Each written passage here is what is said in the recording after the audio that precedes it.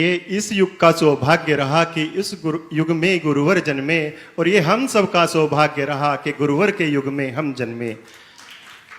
आचार्य भगवंत श्री 108 विद्यासागर जी महाराज के 50वें पदारोहण पर उनके चरणों में अनंत बार नमोस्तु और मुनिदय के चरणों में बारंबार कोटिश नमोस्तु नमोस्तु नमोस्तु।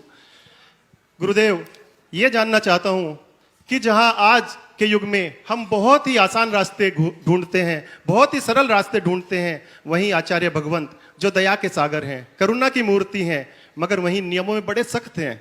वो बिना कुएं के पानी की प्रतिमा नहीं देते, सभी नियम ऐसे देते हैं जो कठिनता से पालन कराते हैं। फिर भी वहां बड़ी लाइन है नियम लेने के लिए, ऐसा क्यों? सरलता के इस मार्ग में गुरुदेव ऐसे कठिन रास्तों पर चलने वाले लोगों की इतनी बड़ी भीड़ कैसे है? बस यही जानना चाहता हूं आपके चरणों में पुनः बारंबार नमोस्तु। बहुत अच्छा सवाल आपने किया है, और इस सवाल के संदर्भ में मैं अपना एक संस्मरण आप सबके बीच रखना चाहता हूँ, जो मेरे जीवन में अमिट छाप छोड़ा। गुरुदेव जब समेत शिखर जी आ रहे थे, पहली बार मेरी मुनियों के प्रति श्रद्धा हुई। यद्यपि मेरे बोर्ड एग्जामिनेशन का टाइम चल रहा था, पर मैं 4 दिन तक सारी पढ़ाई लिखाई छोड़कर केवल गुरुदेव में ही रमा रहा, और जीवन में पहली बार 20 किलोमीटर पैदल चला।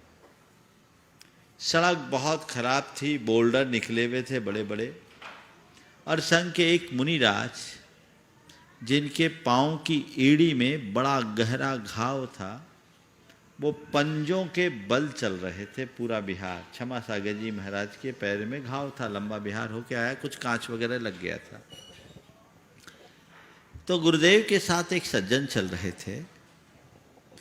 उन्होंने गुरुदेव से कहा, गुरुदेव बहुत कंकर है,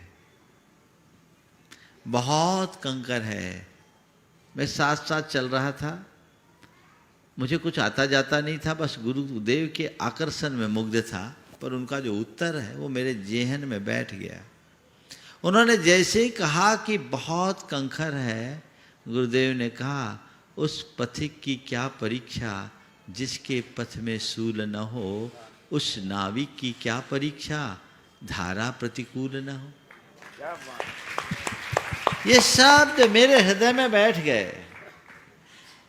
दरअसल कठिनाइयां ही जीवन का उत्थान कराती है, चुनौतियां ही उपलब्धि के मुकाम तक पहुंचाती है। सरलता तो हमारे रास्ता में रुकावट लाती है। अगर हमें ऊंचाई को छूना है तो अपनी सब प्रकार की चुनौतियों का सामना करना ही पड़ेगा। एक पेड़ में फूल और फल कब लगते हैं? जब धूप, गर्मी, बरसात, आंधी, तूफान सबको पेड़ सहता है तब। अगर पेड़ को सरल बना दो तो ये सब कुछ नहीं होगा। इसलिए कठिनाइयों और चुनौतियों से कभी घबराना मत, उसका सामना करना। और गुरुदेव का एक सूत्र है, उत्कृष्ट पाना चाहते हो तो उत्कृष्ट लगाओ। क्या बोल रहा हूं? सर्वोत्कृष्ट पाना चाहते हो तो सर्वोत्कृष्ट लगाओ। और व्रत संयम में आप लोग बोले, इतना सब कठिन होने के बाद भी लाइन क्यों लगी रहती है? मैं आपसे पूछता हूं, बाजार में आप जो अभी शर्ट पहने हो, है ना, अब मुझे दिख नहीं रहा ब्रांडेड है कि नॉन ब्रांडेड है। ब्रांडेड है ना? कितने की शर्ट होगी? होगी महाराज 2-2,500 की। 2-2,500 की? 200-300 में भी ऐसी शर्ट तो मिल जाती होगी। बिल्कुल। तो 200-300 की शर्ट छोड़कर तुम 2,500 की शर्ट क्यों लेते हो? सही बात है महाराज। क्यों लेते हो बोलो तो सही। महाराज जी एक बात और भी है ना, नहीं, इसका उत्तर तो दो मुझे पहले। 200-300 की शर्ट उपलब्ध होने के बाद भी 2,500-3,000 और कई तो 25,000 के भी पहनते हैं। क्यों पहनते हैं?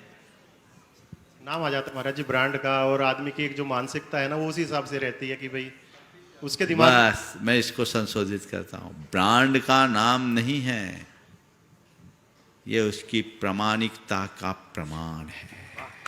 बहुत सुंदर महाराज जी। तो जैसे हमें अच्छा लेना है, क्या लेना है? अच्छा लेना है। तो अच्छा लेने के ख्याल से, भाव से सस्ती चीज सुलभ होने के बाद भी व्यक्ति अच्छी चीज लेता है, महंगा होने पर भी उसे सस्ता समझता है। ऐसे ही अन्यत्र व्रत नियम सुलभ होने के बाद भी हमें सही व्रत लेना है, सही नियम लेना है, इसलिए कठिन होने पर भी लाइन लगी रहती है। समझ गए? बहुत बढ़िया महाराज जी, ऐसे ही उत्कृष्ट आकर्षण हमारा भी आपके चरणों में बहुत बना रहे। सुंदर। नमो